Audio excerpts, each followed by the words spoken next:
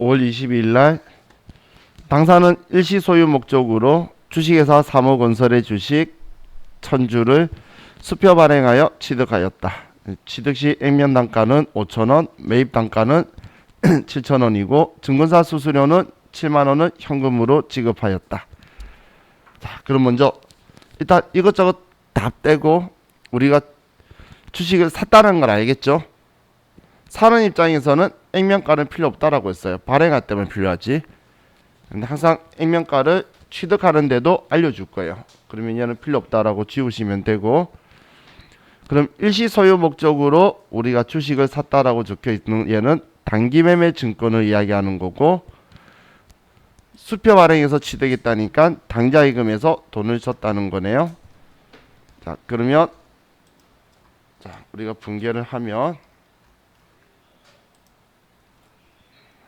자, 대변에는 당좌예금이 나가고 수표 발행했으니까, 그럼 차변에는 단기 매매 증권을 취득했다라는 거죠.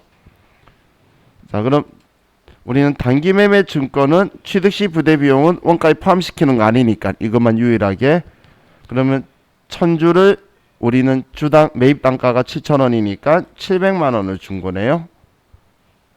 그죠?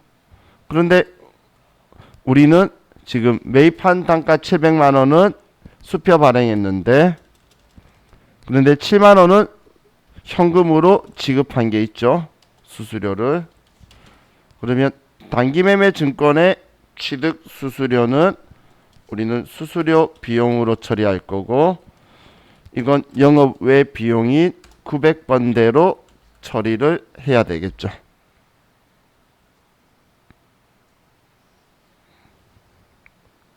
자, 이렇게 하면 28번 됐고, 다음 5월 25일 날 3년 상환 조건으로 1억 원을 농협으로부터 차입하고 소유하고 있던 부동산 1억 5천만 원을 담보로 제공하고 담보 설정 수수료 300만 원을 차감한 잔액은 당좌 예입하였다. 담보 설정 수수료는 수수료 비용으로 하되 분류는 영업 비용으로 처리할 것. 제가 수수료 비용 이야기할 때 900번대에 영업의 비용으로 처리하는 경우가 두 개 있다라고 했죠. 단기 매매 증권 취득 수수료, 그리고 문제에서 시킬 때, 요구할 때. 지금 얘가 문제에서 요구할 때죠. 그죠? 그 외에는 900번대 쓸 일 없다라고 했어요. 그 단기 매매 증권 취득 수수료 말고 이 경우 이 두 개만 빼고는 900번대 쓸 일은 없어요. 자, 그럼 지금 문제 내용 보면 일단 우리가 빌리는 돈은 1억 원이고 1억 원. 그리고 그죠? 농협에서 빌리는데 3년 상환 조건이니까 장기죠. 자, 그리고 우리 지금 소유하고 있던 부동산을 담보 제공했어요. 담보 제공은 회계상 거래가 아니죠. 얘는 필요가 없고, 담보 설정 수수료 300만 원을 뺀 금액이 당좌 예금으로 들어왔대요. 자, 그러면 자, 우리가 분개를 이제 이 내용 가지고 하면, 자, 우리는 지금 일단 돈이 당좌 예입된 금액을 알겠죠. 당좌 예금이고 방금 여러분들 계산하신 것처럼 9,700만 원이 들어온다는 거 알겠죠. 그런데 우리가 빌린 돈은 3년 상환이니까 장기 차입금이고 얘는 농협에 갚아야 되고 금액은 1억 원이라는 거예요. 그럼 차이 나는 이 300만 원을 지금 영업의 비용인 수수료 비용으로 처리하라는 거죠. 문제에서. 그죠? 문제에서 영업의 비용, 수수료 비용으로 처리하라고 되어 있죠.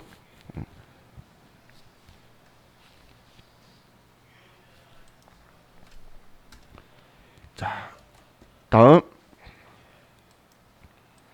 5월 31일 아남전자 주식회사에 대한 받으러온 550만 원이 만기되어 추심 의뢰하고 추심 수수료 10만 원을 차감한 나머지 보통 예금으로 입금되다.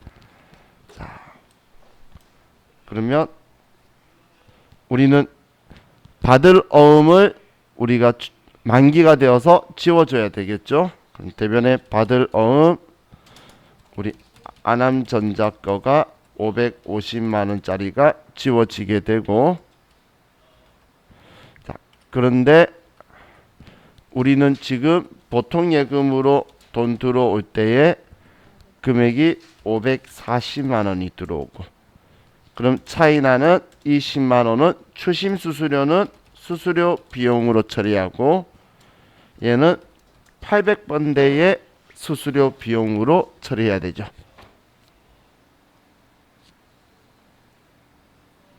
그죠?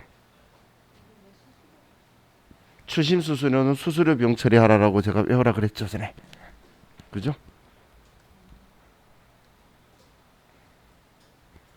자, 그럼 지금 이 세 개만 또 먼저 입력을 해볼게요. 회사 바꿔야 되니까 세 개만 하는데, 지금 이 데이터 잘못 만들어서 아마, 잠시만요. 지금 데이터 잘못 만들어서 수수료 비용이 두 개 보일 거예요. 900번대가. 지금 이건 백데이터 잘못 만들었지. 시험엔 절대 그런 일 없어요. 그래서 예, 아무거나 쓰세요.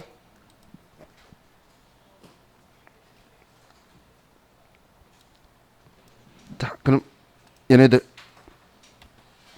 자, 이제 교재 보면 회사 코드 1113번으로 불러올 것이라고 적혀 있죠. 자, 그럼 자, 우리 프로그램에, 자, 프로그램 우측에 보시면 회사라고 적혀 있는 버튼이 있어요. 우측에 회사라고 적혀 있는 버튼이 있죠. 자, 얘 클릭하시면 우리 회사 선택할 수 있도록 회사 변경이 뜨는데, 여기에 1113번이라고 치면 다음 전자라고 나오죠. 또 1113번, 지금 오른쪽 회사 버튼 눌러서 1113번에서 확인하시면 위쪽에 회사 1113번으로 바뀐 게 보이실 거예요. 그럼 이제 회사 바꿨죠? 되셨나요? 자, 그럼 이제 31번부터 볼게요.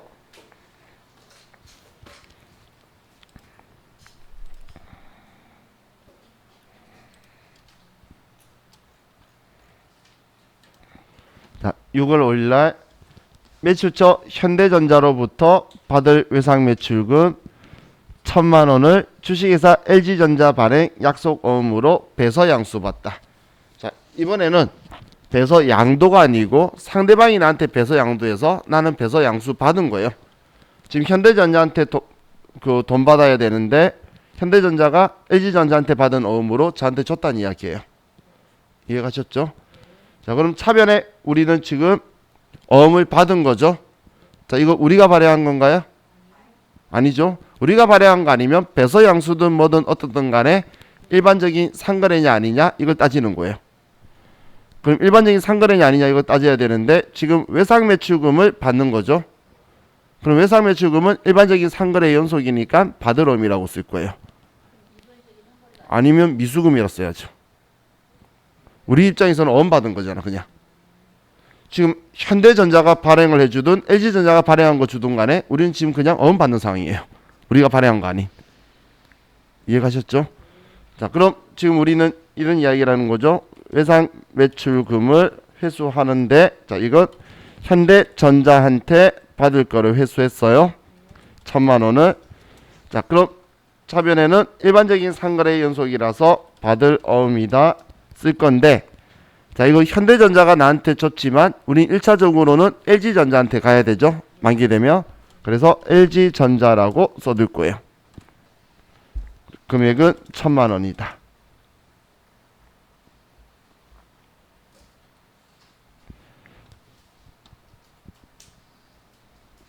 자, 다음 4월 10일 사채 액면 5천만 원을 액면 단가 만원에 대하여 9,500원에 발행하고 사채 발행비 100만 원을 제외한 나머지 금액은 당좌 예입하다.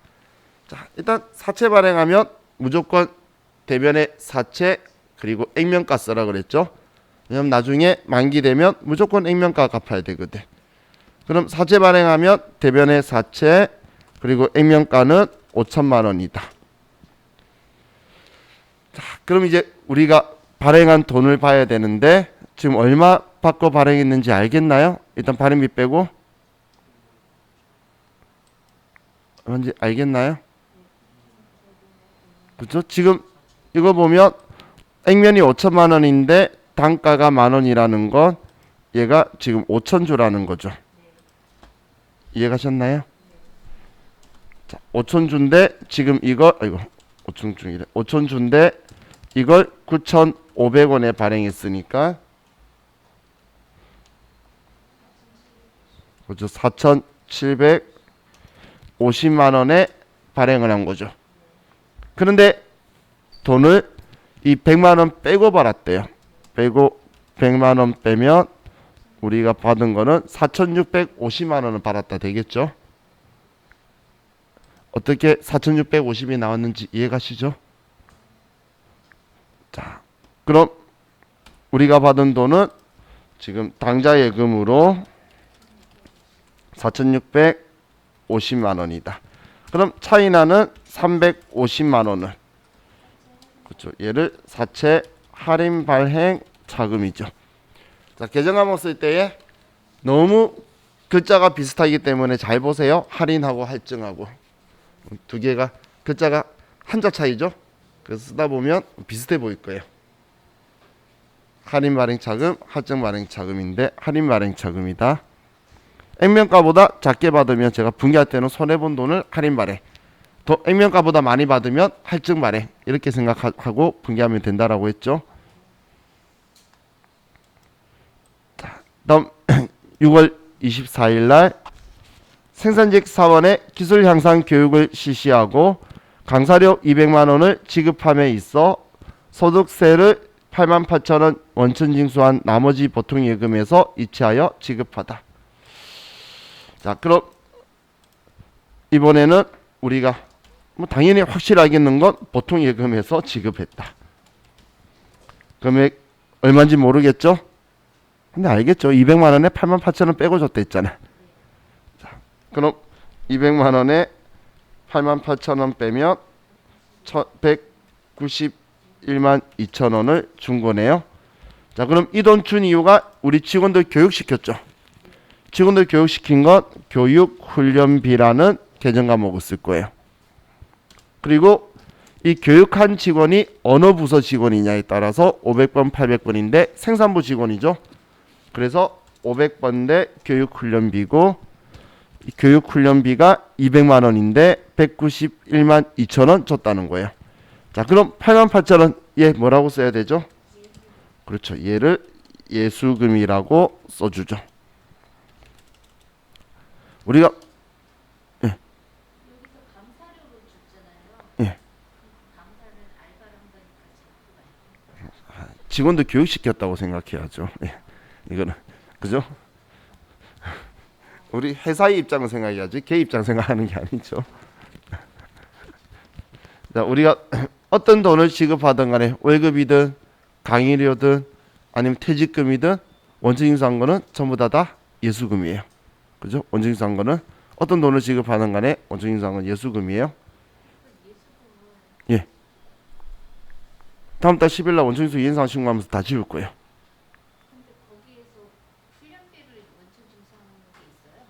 훈련비를 원천징수하는 게 있다가 어디 있어요? 돈 주면 다 원천징수해야 되는데 안 하면 원천징수 이행사항 불성실 가산세 나오죠. 3%에 만분의 2.5. 자급 이게 지금 공부를 미리 더 하셔야 되는 게 15만 원까지는 근로소득 공제가 있어서 아르바이트 같은 그 일용직 근로소득은 근로소득자예요. 그래서 15만 원까지 세금 뗄 게 없어서 근로소득 공제라서 그냥 일용직 지급 명세서만 쓰면 되는 거고 계속적 반복적 하는 사업소득자나 아니면 어쩌다 한 번씩 이렇게 제공하는 기타 소득자는 원천징수 안 하면 가산세가 3% 더하기 만분의 2.5씩 미수만큼 나와요. 무조건 해야 되는 거예요. 지금은 그런 일이 일어났을 때 걸 장부에 쓰는 거 연습하는 거고 이제 다음 과정 가면 이제 그런 거에 대해서 이제 어떻게 산출하는지 컴퓨터로 배우는 거예요. 자, 다음 6월 29일 날 당사 주주로부터 제품 매장 건물 착공을 위한 부지를 무상으로 증여받았다. 토지의 공정가치는 2억 원이며 취득세와 등록세 600만 원은 현금으로 지급하다. 기준시가는 1억 5천이다. 자, 우리 기준시가는 우리 종합부동산세나 아니면 재산세 계산할 때 우리 건물하고 토지하고 섞은 그 과표되는 금액이 기준시가죠. 그죠? 자, 우리 세무 2급까지 공부를 한다 하더라도 이제 우리 레벨에서는 기준 시가 쓸 일은 절대 없어요. 그래서 나오면 아니다라고 보시면 되고, 자, 우리 무상 증여는 자산 수정이익인데 공정 가치로 인식한다라고 했죠. 그리고 취득세 등록세까지 들어갔네요. 자, 그러면 자, 예, 지금 쓸 건데 왜? 아직 나 금액 말 안 했는데. 자, 그럼 이제 우리는 제품 매장 건물 착공한 거니까 영업 활동에 쓸 땅이죠. 부지니까. 그래서 차변에는 토지가 들어오는 거고. 근데 이 땅값을 우리가 자산을 무료로 받는 걸 자산 수증 이익이라고 하고. 그럼 이 무상으로 받은 거의 자산 가치는 공정가액으로 인식하니까 자산 수증 이익은 2억 원이고. 그런데 이 토지가 들어오면서 600만 원에 대해서 우리는 취득세가 현금으로 나갔죠. 그럼 무상 취득도 공정가액에 취득시 부대 비용까지 합친 2억 600만 원이 들어오게 되죠. 그죠? 이렇게 하면 자, 예. 되겠네요. 그래서 자산의 무상 수증은 얘를 취득원가 공정가액 생각할 게 아니고 자산 수증 이익을 공정가액으로 인식한다. 그럼 그 외 부대 비용은 포함시켜서 취득가액이 될 거다. 이렇게 생각하셔라 그랬어요. 자, 다음 우리 6월 30일자 1기 부가가치세 확정신고분에 대한 부가세 예수금 1174만 원과 부가가치세 대급금 1121만 5천 원을 상계 처리하다. 납부할 부가가치세는 미지급 세금으로 처리할 것. 자, 여기에서 예수금이란 글자 보이시나요? 자, 얘는 자산이에요, 부채예요? 부채라는 거 알겠죠? 그럼 얘를 정리하는 거기 때문에 지우는 거예요, 정리하는 거. 그럼 부채 자리는 대변인데 정리해야 되니까 차변으로 와야 되겠죠? 그렇게 생각할 수 있겠나요? 자, 그럼 우리는 이 분기할 때는 항상 자, 기본적으로 예수금 지운다면 차변에 부가세 예수금이 오면 그럼 당연히 반대쪽은 부가세 대급금이 되겠죠. 그리고 이거에 대해서는 우리가 이제 오후에 공부하게 될 매매출 전표 때문에 값이 틀릴 수 있어서 문제에서 무조건 줘요. 금액을. 장부 줘야 하면 우리가 다른 문제 틀리면 값이 틀리기 때문에 서로 다른 답 가져가면 피곤하겠죠. 그래서 꼭 줄 거예요. 그럼 1174만 원이다 라고 쓰고 부가세 대급금은 1121만 5천 원이다. 이렇게 썼어요. 그럼 1174만 원에다가 1121만 5천 원을 빼면 52만 5천 원 차이가 나네요. 그죠? 자, 지금 대변 자리가 부채라는 것도 알죠? 그래서 얘 이만큼 더 내야 된다는 거예요. 그래서 미지급 세금이다라고 처리해뒀다가 7월 25일 날 납부할 때 미지급 세금 지우고 대변에 돈 줄 거예요. 이해하셨죠? 자, 만약에 우리가 얘를 하는데 부가세 예수금이 예를 들어서 1200이고 부가세 대급금이 1500만 원이라면 그러면 300만 원이 부가세 대급금이 더 많죠. 그러면 얘는 300만 원이 작게 되면 얘는 나중에 환급 받을 거니까 미수금이라고 써둘 거예요. 그랬다가 돈 환급되면 미수금을 지워줄 거예요. 근데 미수금이라고 문제에서 알려줄 거예요. 써라고. 그러면 여기 차면에 써주란 이야기예요. 이해가시죠? 자, 그래서 그런데 자, 지금 위에 거 가지고 조금만 응용을 해볼게요. 그냥 이거 가지고 응용해 보면 자, 우리가 지금 이 상황이 되었는데 똑같이 근데 여기에 가산세가 예를 들어서 10만 원이 나왔다 볼게요. 지금 똑같은 이 상황에서 그럼 내년에 가산세까지 같이 내야 되겠죠? 그러면 62만 5천 원이 될 거잖아요. 그럼 이 가산세는 벌금 성격이죠. 회계 처리할 때 가산세는 벌금이에요. 그렇죠. 그래서 얘는 여기에 10만 원을 더 써서 얘를 세금과 공과금으로 처리할 거예요. 자변에 가산자 붙는 건 벌금이에요. 연체자 붙는 건 이자고. 아시겠죠? 연체하고 가산하고는 틀린 의미예요. 자, 그럼 또 한 가지 더 보면 다 똑같은 이런 상황인데 만약에 전자신고 세액 공제가 10,000원이 발생했다고 볼게요. 부가신고할 때 전자라면 10,000원 빼줘요. 그럼 이 10,000원 빼면 얘 지금 얼마 내야 되죠? 그럼 51만 5천 원 내겠죠? 10,000원 빼주니까 세액 공제 주니까 그러면 10,000원이 차이 나는데 이 의미 크나요? 그죠? 의미 크지 않는 거죠. 그래서 자비익 처리하라 그렇고요. 그러니까 기본 토지 잡아놓고선 더 내야 되면 가산세 세금감가 처리하시고 또 작게 내면 그만큼 자비익 처리하면 전부 다 똑같은 틀 안에서 금액만 조금씩 조절하는 거죠. 얘는 불변인 거고 나머지 금액 가지고 더 낸다 덜 낸다 정리하고 있는 거예요. 지금 얘는 가산세가 더 나오면 10만 원 더 낸 거고 지금 여기에서 10만 원 더 낸 거고 얘는 여기에서 10,000원 작게 내니까 얘가 자비익에다 처리한 거예요. 받을 돈이 있을 때 미수금이라고 하셨잖아요. 예. 근데 그거를 미수금이라고 안 먼저 낸 세금이라고 할 수는 없는 거예요? 왜요? 보통 세금이라는 거 쓰지 않았어요? 아이 그렇게는 안 쓰죠. 이건 내가 돈 받을 거다라고 써놓는데 우리 실무적으로 했을 때 이런 분계 안 해요. 이런 분계도 안 해요. 이런 분계도 안 해요. 시험에서 이런 분계 하시는 분은 좀 이상한 사람이에요. 원칙을 해야지 시험인데 얘는 원칙이잖아요. 그죠? 아니, 지금 나한테 만약에 이런 거 나왔죠? 그러면 기말될 때 이거 이렇게 정리해 둘 거예요. 아이고.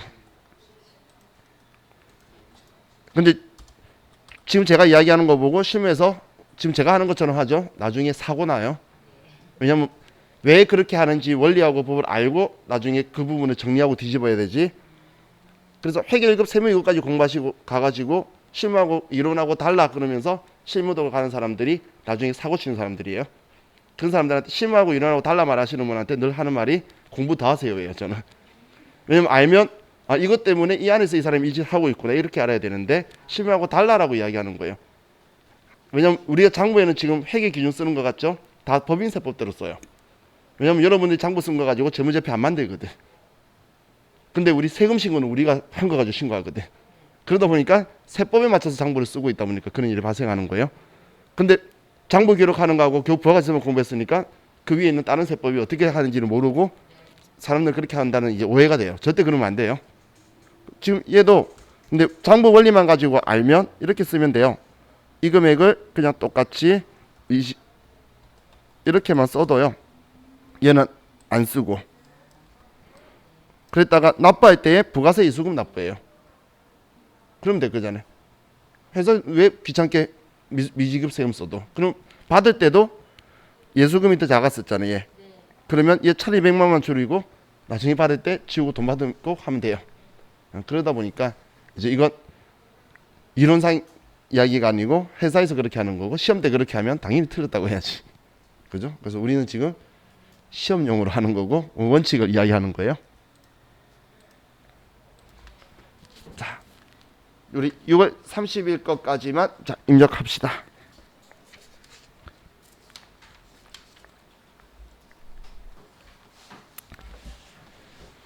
자, 당사는 우리은행과 당자거래를 개설하고 당자개설 보증금 1,000만 원과 당자예의백 100만 원을 보통예금에서 이체 납입하다. 당자개설 보증금에 대해서는 거래처를 등록할 것. 자, 이런 말 없어도 꼭 해야 돼요. 안 하면 틀려요. 자, 그럼 우리는 보통예금에서 총 1,100만 원이 나갔네요. 보통예금에서 1,100만 원이 나갔고. 자, 우리 당자거래 개설 보증금 개정하면 뭐죠? 특정 현금과 예금. 자, 그래서 유추 잘 안 될 거라고 이야기했죠. 그죠?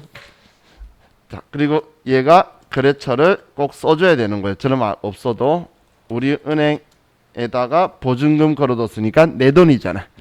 그래서 꼭 써야 되고, 그럼 특정 현금과 예금에는 이 보증금은 얼마가 들어온 거죠? 보증금은 1,000만 원 건 거니까 1,000만 원이죠. 그럼 나머지 100만 원은 그죠, 당좌 예금에다가 예입했잖아. 넣었다는 이야기죠. 당좌 예금이다. 이렇게 들어와야겠죠. 자, 전에는 제가 이런 말 한번 했었는데 이제는 똑같은 말 할 거지만 기억하셔야 돼요. 당좌 거래 개설 보증금 얘가 특정 연금과 예금인데 이 당좌 개설 보증금을 위해 만들어진 계정 과목이 아니에요. 그래서 제가 유추가 힘들 거라고 이야기한 거예요. 지금 이 계정 과목은 사용에 제한이 있는 거치성 예금을 일컫는 계정 과목이에요. 그럼 이런 형식의 보증금들을 전부 다 이걸로 쓰는 거예요. 그래서 유추가 잘 안 되죠. 그러다 보니까 시험에서 계정 과목 질문으로 이렇게 문제가 나와요. 그럼 열심히 잘해가지고 떠올라서 잘 쓰는데 얘 보증금이라는 걸 잊지 말고 우리 임차 보증금처럼 보증금에는 거래처를 꼭 써줘야 돼요. 그래서 이런 말 없어도 제가 꼭 써야 된다고 이야기한 거예요. 그래서 거래처에 꼭 써야 돼요. 계정 과목 찾아내서 기분 좋았는데 거래처 안 써 틀리면 얼마나 억울해. 그죠? 자, 다음 7월 3일 날 현대전자로부터 토지 500만 원을 장기 투자 목적으로 구입하고 대금은 약속 어음 발행하여 지급하다. 자, 그럼 이번에 어음 발행했죠. 자, 일반적인 상거래인가요? 팔려고 산 거 아니죠? 그러면 일반적인 상거래 아니니까 미지급금이 되고 이 돈은 현대전자한테 어음 발행해 줬으니까 현대전자한테 지급할 거고. 자, 그럼 차변에 자, 이 토지는 계정하면 뭐라고 써야 되죠? 영업활동에 쓸 때 토지라 쓴다 했잖아. 얘는 투자 목적이죠. 그렇죠. 그럼 투자 부동산이라고 써야 되죠. 그죠? 시험 때는 한 번에 가야 돼요. 돌아가면 안 돼요.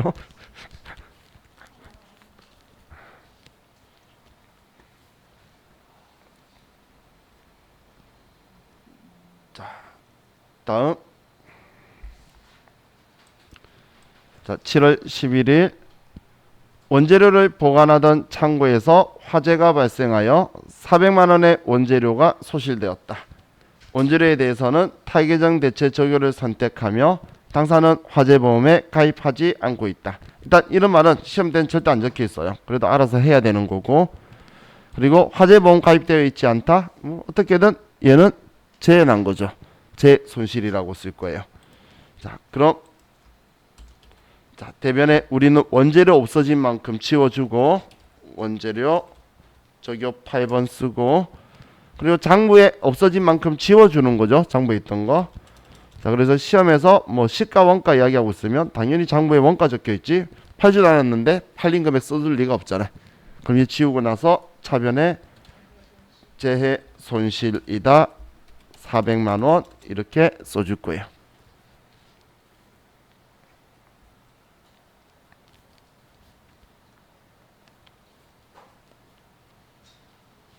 자, 다음 7월 16일 지난 5월 22일에 취득한 주식회사 산물건설 주식의 시가상승으로 보유 중인 주식의 2분의 1을 8,500원에 처분하고 대금은 보통예금 계좌로 입금받았다. 자, 그럼 일단 절반 2분의 1을 팔았다는데 5월 22일 날 뭐 샀죠? 단기매매 증권 산 거네요. 그때 장부에 얼마라고 썼었죠? 단기매매 증권을 700이라 써뒀죠. 수수료는 수수료 비용 처리했었던 문제잖아. 그럼 700만 원이라 써뒀죠. 근데 얘 절반 팔았으니까 350만 원 지워야겠네요. 그러면 자, 우리는 대변에 단기매매 증권 350만 원을 지워주고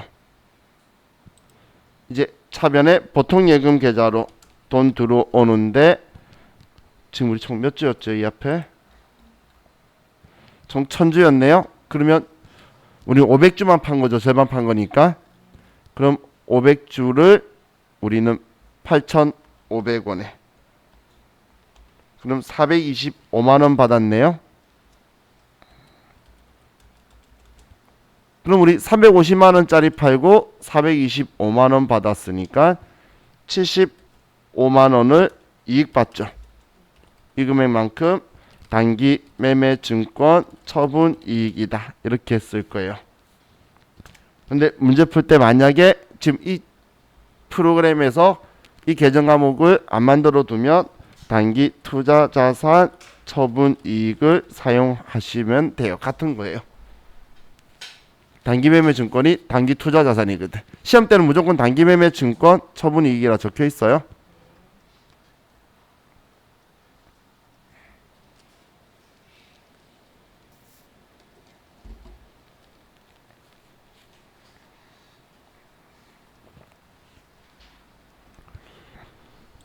자, 다음 7월 24일 짱 주식회사에 수출한 3만 달러 제품의 외상 대금이 보통 예금 계좌에 원화로 환전되어 입금되었다. 자, 그럼 지금 오늘 날짜를 보면 7월 24일이죠. 그런데 지금 선적일이라 적혀 있는 이날이 우리가 물건 수출 판날이에요. 이날이 물건 판날이에요. 그럼 이날에 우리는 장부에 썼겠죠. 팔았으니까. 그때 3만 달러에 1,000원이다라고 써뒀을 거예요. 그리고 미래 외상으로 했으니까 그럼 외상 매출금으로 과거에 돈 얼마라고 적어뒀죠? 그렇죠. 지금 3만 달러인데 달러당 1,000원이었으니까 당연히 장부에 3천만 원이라고 써뒀겠죠. 되시죠? 그런데 지금 오늘 돈 들어왔는데 3만 달러 들어왔을 거지 3천만 원이 들어온 게 아니라는 거예요. 그럼 3만 달러인데 오늘 환율이 지금 오늘 돈 받는 환율이 1180원이에요. 그러면 3만 달러를 1180원으로 계산하면 금액이 3,540만 원이 들어왔네요. 그럼 우리 장부에 이 상황을 가지고 이렇게 쓰는 거예요. 장부에 외상 매출금 3천만 원 적혀 있었는데 얘 지웠는데 3,540 들어와서 540만 원만큼 외환 차익이 나왔다. 외화 때문에 이익 받잖아요. 장부엔 3,000 받을 거 있는데 3,540 들어왔으니까 그렇게 기록하는 거예요. 자, 그럼 자 장부에 외상 매출금 3천만 원 적혀 있던 거 지우고 자 짱 주식회사 거 3천만 원을 지우고 그리고 돈 들어왔는데 보통 예금으로 들어왔네요. 금액이 3,540만 원 들어왔고 자 그럼 540만 원만큼 우리는 그렇죠. 외환 차익이다. 자 주의하실 게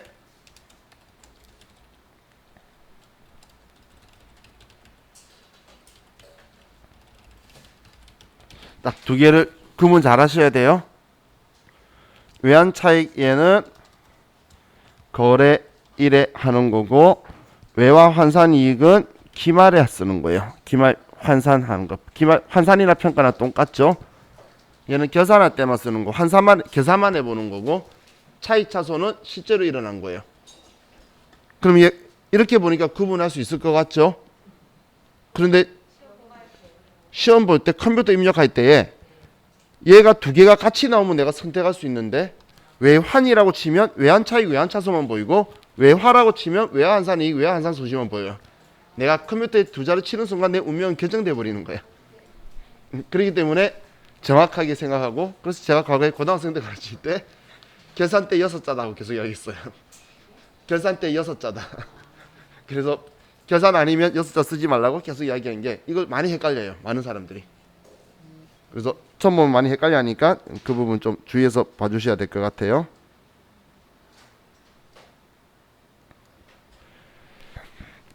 자, 다음 이제 7월 27일 날 생산 직원 일 안에의 퇴직으로 퇴직금 1,000만 원 중 소득세 및 지방소득세로 73만 원을 원천 징수하고 차익을 전액 우리은행 보통예금 계좌에서 이체하였다. 자, 이런 글자 안 적혀 있어도 시험 때는 얘는 안 적혀 있는 경우가 더 많아요.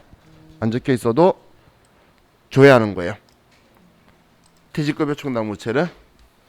자, 그럼 퇴직급여 충당 부채를 7월 27일자로 조회하는 것 제가 합계잔액시산표 가라 그랬죠. 자, 그럼 합계잔액시산표 가서 오늘 날짜 7월 27일 날 자, 퇴직급여 충당 부채를 찾으시고 자, 1억 잔액이 있는 거 확인되셨나요? 1억? 그럼 1억 있는데 지금 퇴직금은 1,000만 원이니까 퇴직급여 충당 부채 다 끌었으면 되겠죠. 자, 그러면 자, 차변에 퇴직급여 충당 부채 1,000만 원을 다 끌어쓰고 그런데 지금 우리 보통 예금에서 돈 주는데 지금 73만 원 빼고 줬죠. 그러면 927만 원만 줬네요. 자, 이 73만 원 계정하면 뭐라고 하죠? 그렇죠. 예수금이죠.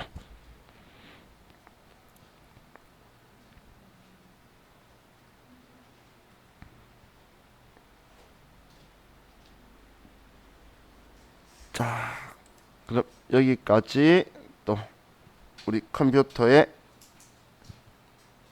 입력할게요.